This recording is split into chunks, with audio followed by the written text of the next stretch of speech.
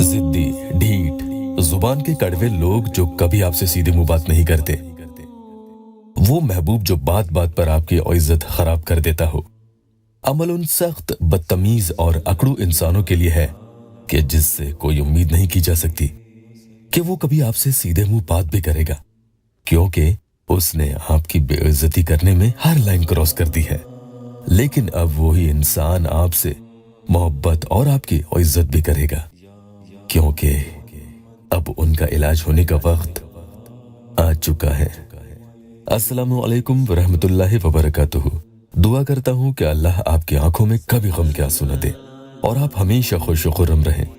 अमल में कामयाबी चाहते हैं तो पूरा वजीफा को बिना स्किप के देखना, इंशाअल्लाह यहाँ कभी मायूस न होंगे।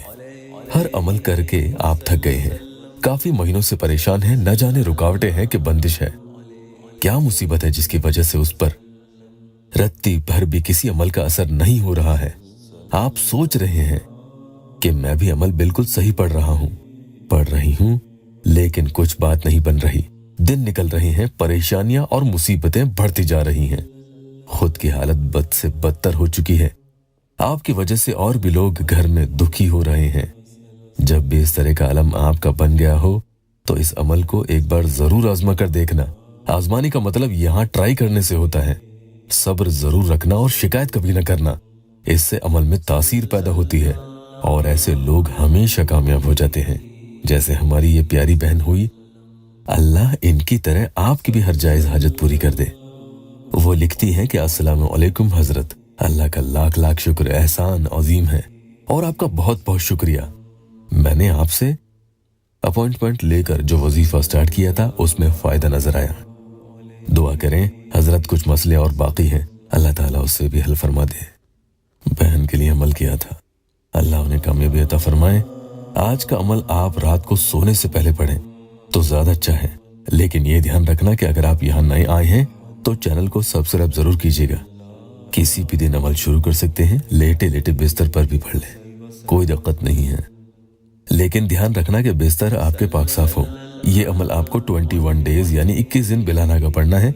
अगर मुंह जुबानी याद हो तो बहनें माहवारी में भी पढ़ सकती हैं। सबसे पहले 70 टाइम्स यानी 70 मरतबा अल्लाहु समद पढ़ें। उसके बाद एक ही फूंक उसकी फोटो पर लगा दें और दूसरी फूंक खुद के सीने पर लगानी होगी।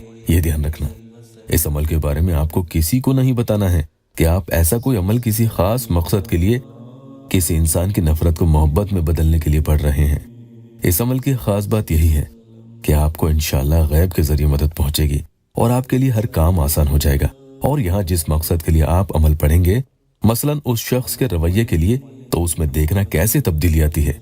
वो आपके सामने नरम मोम और आपका ताबे हो जाता है।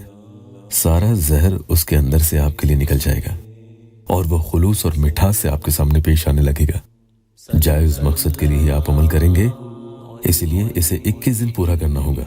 उस पर परमानेंट असर हो जाएगा इंशाअल्लाह। रोजाना एक ही टाइम करेंगे तो और भी अच्छा होगा।